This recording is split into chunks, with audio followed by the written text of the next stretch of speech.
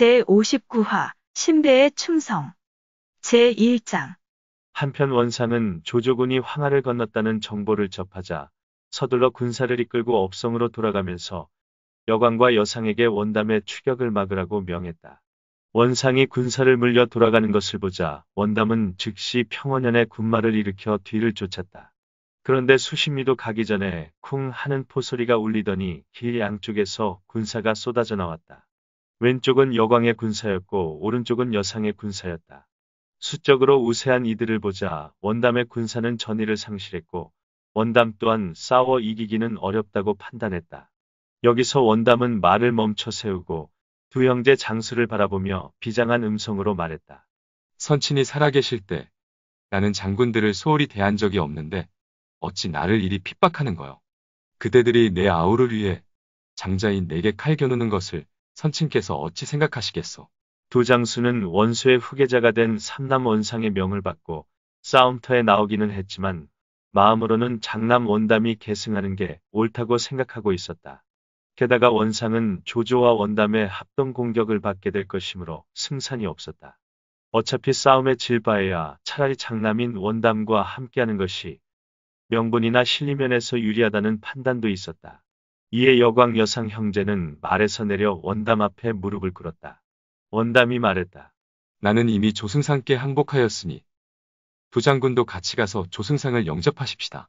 이에 두 장수는 원담을 따라 군영에 들어갔다가 조조군이 도착하자 함께 조조 앞에 나아가 항복의 예를 올렸다. 조조는 원담과 두 장수의 항복을 크게 기뻐하며 자기 딸을 원담에게 시집 보내겠으니 여광과 여상 형제가 중매를 서달라고 부탁했다.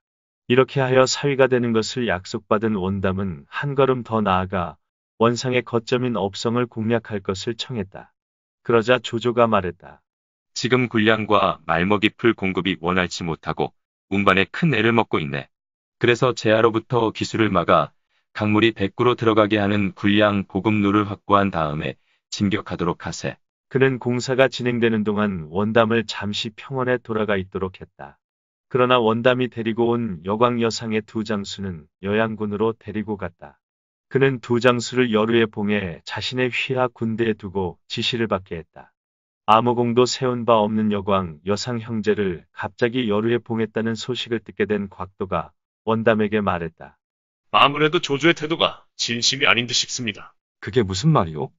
조조는 내게 딸까지 주겠다고 하였는데. 그러나 여광 여상을 여루에 봉하여 호상을 내리고 자기 군중에 두었으니 이는 하국의 인심을 농락하자는 것입니다. 뒤에 반드시 우리의 화가 됩니다. 그러니 주공께서는 여씨 형제를 장군에 봉하고 이를 입증하는 장군 인수를 2개 만들어 은밀히 보내십시오. 그러면 여씨 형제는 주공의 은덕에 감동하여 충성을 다할 것입니다. 조조가 원상을 격파한 다음 안에서 이들 여씨 형제가 냉토록 한다면 우리가 조조를 사로잡고 천하를 평정할 수 있을 것입니다. 원담은 곽도의 계책에 따라 곧 장군 도장 2개를 새겨 여광과 여상 형제에게 보냈다. 그러나 이미 여루에 책봉된 그들로서는 한낱 장군직 따위는 안중에도 없었다.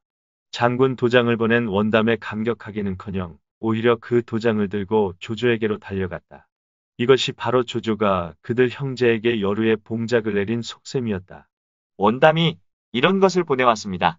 조조는 장군 인수를 받으며 크게 웃었다. 하하하, 원담이 몰래 인수를 보낸 것은 너희들이 안에서 호응하여 내가 원상을 쳐부순 다음 중간에서 이를 꾸미려는 것이다. 그대들은 잠시 받아두라. 내게도 생각이 있음즉.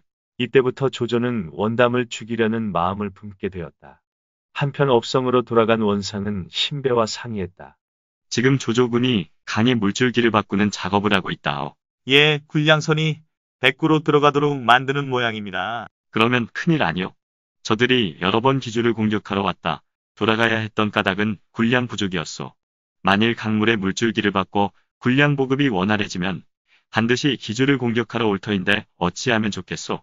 경문을 띄워 무한현의 현장 윤회에게 모성 땅에 주둔하여 상당에서 오는 군량 보급로가 차단되지 않도록 지키게 하고 저수의 아들 저곡을 불러 한단을 지키면서 멀리서 성원토록 명하신 다음 주공께선 평원으로 진격하여 빨리 원담을 치십시오.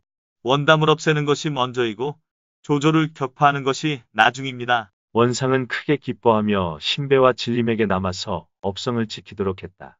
그리고 마연과 장의 두 장수를 선봉장으로 삼아 그날 밤 안으로 군사를 일으켜 평원을 치러 갔다. 원담은 원상의 군사가 가까이 다가오자 이를 조조에게 급히 알렸다. 조조가 말했다. 내 이번에는 틀림없이 기주를 얻겠구나. 그런 이야기를 하고 있는데 마침 허도에서 온 허유가 원상이 원담을 치러 갔다는 말을 듣고 조조를 만나 물었다. 승상께서는 어찌 이곳에 가만히 앉아 계십니까? 원상과 원담이 벼락을 맞아 죽기라도 기다리시는 겁니까? 조조가 웃으면서 말했다. 내 이미 어찌할 것인지는 방침을 정해두었네. 그리고는 곧 조홍을 불러 업성을 치라 이르고 자신도 한 무리의 군사를 거느리고 윤회를 치러 갔다. 조조군이 자기 경내로 들어오자 윤회는 군사를 이끌고 나와 맞았다. 조조는 말을 타고 진 앞으로 나온 윤회를 보자 소리쳤다. 허중강은 어디 있느냐? 여기 있습니다. 승상. 허전은 큰 소리로 대답하더니 말을 박차고 달려나가 곧장 윤회에게 덤벼들었다. 그 동작이 하도 전광석화 같았으므로 윤회는 미처 손을 쓸 사이도 없이 허저가 휘두른 단칼에 맞아 그대로 말밑으로 떨어지고 말았다. 대장이 꼬꾸라지자 나머지 무리는 대오를 무너뜨리며 달아났다. 조조는 그들을 모두 사로잡아 투항시켰다. 그리고 즉시 군사를 돌려 한단으로 진격했다. 저곡이 군사를 이끌고 나와 맞았다. 장효가 말을 타고 진 앞으로 나가 저곡과 싸웠다. 저곡은 삼합을 버티지 못하고 크게 패에 달아났다. 장효가 그 뒤를 추격했다. 두 말의 간격은 그리 크지 않았다. 장효는 급히 활에 화살을 먹여 저곡을 향해 쏘았다. 시위 소리가 나는가 싶더니 어느새 저곡이 말에서 굴러떨어졌다. 이를 기화로 조조는 군사를 휘몰아 원상의 군사들을 덮쳤다. 남은 무리들이 모두 흩어져 달아났다. 이렇게 하여 조조는 대군을 이끌고 기주로 진격했다. 조홍은 이미 업성 밑까지 가 있었다. 조조는 삼군에 명하여 성을 에워싸고 그 앞에 흑산을 쌓게 했다. 그리고 몰래 공격할 수 있는 땅굴을 은밀히 파라고 지시했다. 제2장 이때 신배는 수비군을 배치해놓고 업성을 굳게 지키고 있었는데 군령이 매우 엄격했다. 동문의 수문장 풍례는 술에 취해 순찰을 잘못하다가 신배에게 심한 문책을 당했다. 이에 앙심을 품은 풍례는 서엉을 몰래 빠져나가 조조에게 항복했다. 조조는 풍례를 반갑게 받아들인 뒤에 물었다. 성을 깰 방도가 있겠는가? 풍례가 대답했다. 있습니다. 돌문을 이용하면 될 것입니다. 돌문이란 성벽 밖에서는 문이라는 것을 알 수 없도록 성 밑으로 굴을 뚫어 만든 지하도 형태의 비밀문을 가리킨다. 성을 포위하고 있는 적을 불시에 습격할 때 이곳을 통해 돌격해 나간다고 하여 돌문이라 불렀다. 돌문을 이용한다. 예, 돌문 안쪽에 흙이 두터우니 굴을 파고 들어가면 가능할 것입니다. 그대가 일을 맡아 할 수 있겠는가? 예, 조조는 풍례에게 장정 300명을 붙여주어 한밤중에 땅굴을 파게 했다. 신배는 책사다. 풍례가 성을 빠져나가 조조에게 항복한 뒤부터는 매일 밤 성벽에 올라가 군마를 점검했다. 그날 밤은 돌문이 있는 성벽 위에 세워진 다락에서 성 밖을 내려다보니 조조 진영의 불빛이 전혀 보이지 않았다. 이를 수상쩍게 여긴 신배가 말했다. 필시 풍예가 땅굴을 파고 있구나. 돌문으로 군사를 이끌고 들어올 참이로군. 그러더니 급히 정예병을 불러 바윗돌을 많이 날라다가 돌문에 간문을 내리치게 했다. 이 바람에 간문이 부서지고 토굴을 판 땅이 꺼져 통로가 무너지면서 풍례와 300명의 장정들은 모두 흙에 파묻혀 죽고 말았다. 이렇게 한 방에 꺾이자 조조는 땅굴을 파고 들어가려던 계획을 포기했다. 아, 신배는 역시 만만치 않은 상대로구나. 하지만 다음엔 내가 꺾어 놓으리라. 그는 군대를 원수상류로 물린 다음 원상이 군사를 이끌고 돌아오기를 기다리기로 했다. 윤회가 지키던 모성과 저곡이 지키던 한단이 효조군에 의해 함락되고 다시 본거지인 업성이 공격을 받고 있다는 전가를 받고 원상도 급히 군사를 돌려 돌아오던 중이었다. 부장 마연이 말했다.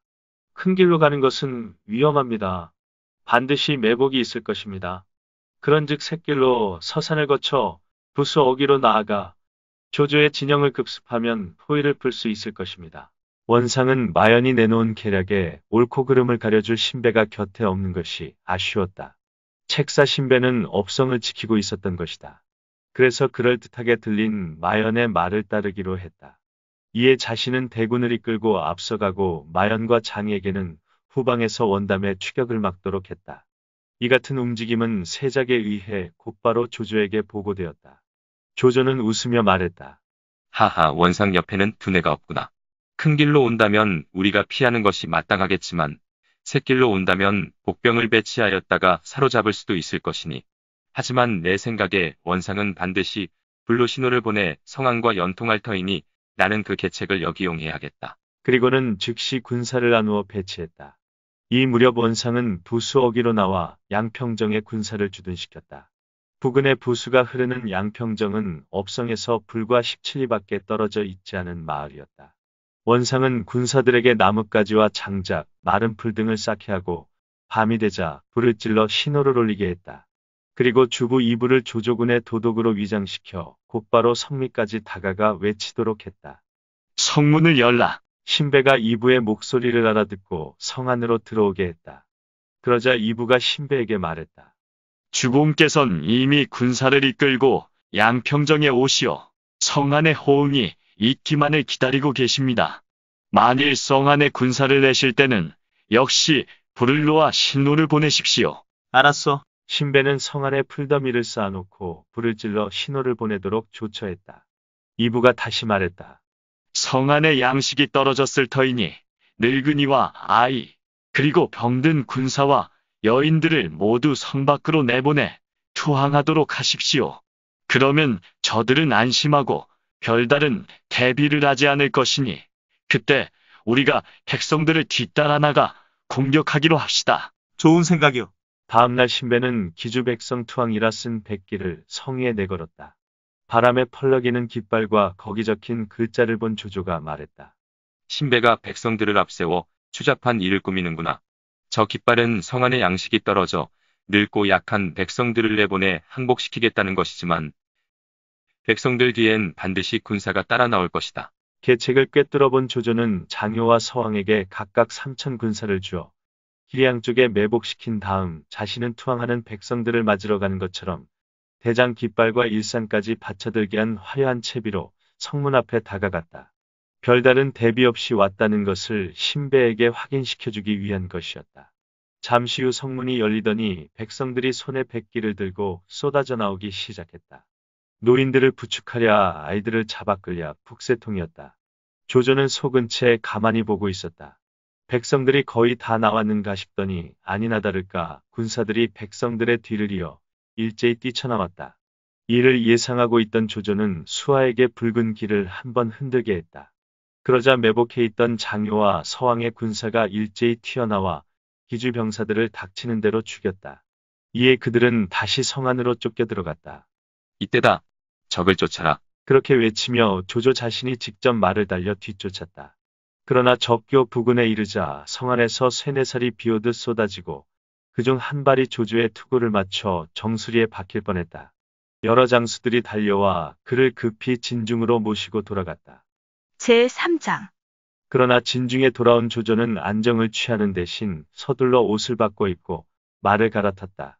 업성 공격이 성공하지 못한 이상 기주의 주력인 원상을 치는 것이 급선무라보고 군사를 원상의 군영으로 돌렸다. 조조군이 진격해오는 것을 보자 원상도 말을 타고 맞싸우러 나갔다. 양군 사이에 일대 혈전이 벌어졌으나 여러 갈래로 덮쳐드는 조조군을 당해낼 재간이 없었다. 원상은 크게 패해 남은 군사를 이끌고 서산기슭으로 달아났다. 겨우 숨을 돌린 원상은 군영을 세운 뒤 후군을 맡고 있는 마연과 장이에게 빨리 군사를 이끌고 오라는 전가를 보냈다. 그러나 조조는 그보다 한 발 앞서 여광과 여상을 보내 마연과 장이의 항복을 유도하도록 손을 써놓았다. 이미 원시 형제의 내분에 실망하고 있던 두 사람은 동료였던 여광 여상의 권유에 응해 조조에게 투항했다. 조조는 그들도 여루에 봉한 뒤 여시 형제와 더불어 원상의 군량 보급로를 먼저 끊도록 했다. 이를 꿈에도 모르는 원상은 마연과 장이의 원군이 오기만을 눈이 빠지게 기다리고 있다가 서산을 덮친 조조군의 공격에 허둥대야 했다. 도저히 서산을 지키기 어렵다는 것을 알자 원상은 밤의 어둠을 이용하여 업성 부근의 남차산 어기로 달아났다. 그러나 미처 군영을 다 세우기도 전에 사방에서 횃불이 일어나며 매복해 있던 군사가 벌떼처럼 달려들었다. 기습을 당한 원상의 군사들은 미처 갑옷을 챙기거나 말에 안장을 얹을 사이도 없이 크게 무너져 50리나 달아났다. 세국역진이로구나. 더는 어떻게 할 형편도 안 되고 싸울 힘도 다한 세궁역진의 원상은 예주자사 음기를 조조의 군영으로 보내 항복 의사를 청했다. 조조는 그 요청을 받아들이는 채 했다. 원상이 안도의 숨을 돌리고 있는 사이에 조조의 명을 받은 장효와 서왕이 원상의 군영을 기습했다. 원상은 인수와 절월, 갑옷과 군수물자를 모두 버리고 중산을 향해 달아났다. 조조는 그를 쫓는 대신 군사를 돌려 업성을 공격했다. 허유가 계책을 올렸다. 왜 장하의 강물을 이용하지 않으시는지요? 수공을 하잔 말인가. 그렇습니다. 응, 좋은 생각이다. 조조는 즉시 군사들을 보내 성 밖의 물길을 파괴하니 그 둘레가 무려 40리나 되었다. 이처럼 조조군이 성 밖에 도랑을 파고 있는 것을 보았으나 신배는 그 도랑의 깊이가 얕은 것을 보고 속으로 비웃었다. 저건 장하를 터서 성을 물에 잠기게 하자는 수작이지만 도랑이 저래가지고야 뭐에 쓰겠느냐. 도랑의 깊이가 장하의 수면보다 높았기 때문이다. 이에 신배는 아무런 대비도 하지 않았다. 그러나 그것이 눈속임이었다. 조조는 날이 어두워지자 군사를 10배로 늘리고 온 힘을 다해 물길을 파괴했다. 먼동이 틀 때쯤 도랑의 너비와 깊이는 2길이나 되었다. 그 도랑으로 장하의 강물이 흘러들어 업성은 순식간에 물이 몇 자나 차올랐다. 그리하여 여기저기 집이 무너지고 바닥을 드러낸 양곡마저 물에 잠겨 군사들은 모두 아사 직전의 상태가 되었다. 이때 조조에게 투항한 신비가 성 밖에서 원상이 버리고 간 인수와 의복을 창끝에 꿰어 흔들며 성 안에 있는 사람들에게 투항을 권유했다. 화가 머리끝까지 치민 신배는 신비의 가솔 80여 명을 잡아다가 늙은이와 어린아이 할 것 없이 모조리 성 위에서 목을 베어 그 머리를 성 밖으로 내던졌다. 이 광경을 보고 신비는 목 놓아 통곡했다. 신배에게는 심영이란 조카가 있었는데 평소부터 신비와 매우 친한 사이였다. 그는 신비의 가솔들이 무참히 피살되는 것을 보고 속으로 한을 품었다. 그래서 몰래 성문을 열어 바치겠다는 서찰을 화살에 묶어 성 밖으로 쏘아보냈다. 한 군사가 이 화살을 주어 신비에게 바쳤다. 신비는 화살에 묶인 서찰을 조조에게 바쳤다. 조조는 서찰을 읽어본 뒤 영을 내렸다. 기수에 입성하거든 원시 집안 사람은 노소를 막론하고 죽이지 말라. 그리고 항복하는 군사나 백성들은 모두 살려주어라. 다음날 날이 밝자 심영은 서쪽 성문을 활짝 열어젖히고 조조군을 들어오게 했다. 그 문으로 신비가 앞장서 말을 달려 들어가고 군사들이 그 뒤를 따라 업성으로 밀어닥쳤다. 신배는 동남쪽 성로에 있다가 조조군이 성 안에 들어온 것을 보고 기마병 몇 기를 데리고 성로를 내려와 죽기로 싸웠다. 마침 서왕이 다가오자 신배는 맞싸우려고 달려들었다. 그러나 서왕은 말이 엇갈리는 사이에 신배를 간단히 사로잡아 성 밖으로 끌고 나갔다. 마침 성 안으로 들어오던 신비가 끌려 나오는 신배를 보자 말채찍으로 신배를 가리키며 호통쳤다. 잊혀 죽일 역적놈아. 오늘은 내 놈도 되지겠구나. 그러자 신배 또한 큰 소리로 꾸짖었다. 기주를 팔아먹은 개자식아. 내 진즉에 내 놈을 죽이지 못한 것이 원통할 뿐이다. 서왕은 그렇게 외치는 신배를 조조 앞으로 끌고 갔다. 조조가 물었다. 너는 성문을 열어 바친 사람이 누구인지 알고 있느냐? 모른다. 내 조카 심령이니라. 신배는 노한 음성으로 내뱉었다. 어린 놈이 그런 짓까지 하다니. 조조가 말했다. 어제 내가 성 밑에 갔을 때는 어찌하여 그렇게 많은 쇠뇌살을 퍼부었느냐? 많이 퍼붓다니? 너무 적었던 게 아니다. 조조는 여기서 말투를 바꾸어 신배를 달랬다. 경은 원씨에게 충성을 바쳐야 하니 그렇게 하지 않으면 안 되었겠지만 어떻소? 이제 그만 나에게 항복하는 것이. 그리는 못한다. 절대 그리는 못한다. 두 사람의 대화를 듣고 있던 신비가 통곡하며 조조 앞에 엎드려 말했다. 제 식솔 80여 명이 이 역적놈에게 모두 죽임을 당하였습니다. 바라건대 승상께선 이놈을 도륙내어 한을 풀어주십시오. 그러자 신배는 태연히 말했다. 내 살아서는 원씨의 신하여 죽어서도 원씨의 귀신이다. 너희들처럼 아무에게나 붙어 알랑거리고 헐뜯는 역적놈들과는 다르다. 빨리 내 목이나 베거라. 신배의 뜻을 바꿀 수 없다는 것을 안 조조는 끌고 나가라고 명했다. 형장에 끌려간 신배는 자기를 아무 쪽으로나 안 쳤다고 망나니를 꾸짖었다. 내 주인은 북쪽에 계신데 내가 난면하며 죽을 수는 없지 않느냐. 원래 남면 곧 남쪽을 바라보고 앉는다는 것은 임금이 좌정한 위치를 가리키는 것이다. 신배는 비록 임금은 아니었지만 북쪽으로 달아난 원상을 향해 무릎을 꿇고 목을 내린 채 칼을 맞았다. 그의 죽음을 두고 뒷사람은 이렇게 읊었다. 하북 땅에 명사가 많았다지만 신배만한 인물이 또 있었을까. 아둔한 주인 만나 목숨 잃어도 마음은 옛사람에 견줄만 했네. 충직한 그의 말엔 감춤이 없고 청렴한 그에게는 탐심도 없고 죽음의 임에서도 북면했으니 투항자들 부끄러워 얼굴 붉혔네. 신배가 죽자 조조는 그의 충의로움을 높이사 성 북쪽에 장사 지내주도록 명했다. 여러 장수가 조조에게 성으로 들어가기를 청했다. 조조가 막 일어서려고 할 때 망나니들이 또 한 사람을 끌고 왔다. 조조가 보니 바로 진림이었다. 조조가 그에게 말했다.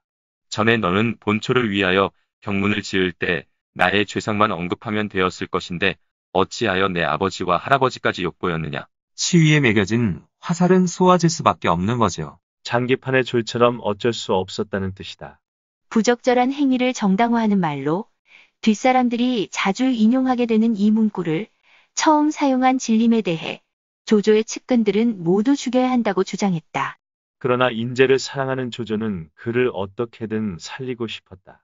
그래서 공장이라는 진림의 자를 넌지시 불렀다.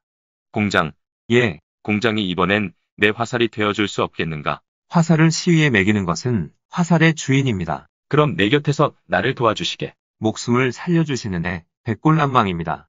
충심을 다해 승상을 보좌하겠습니다. 조조는 진림을 용서해주고 금일의 보좌관에 해당하는 종사로 삼았다. 읽어주는 고품격 삼국지는 다음 화도 계속됩니다. 이번 이야기를 재미있게 읽으셨다면 좋아요와 구독을 눌러주세요. 그리고 작품을 해설하는 프롤로그도 꼭 읽어주세요.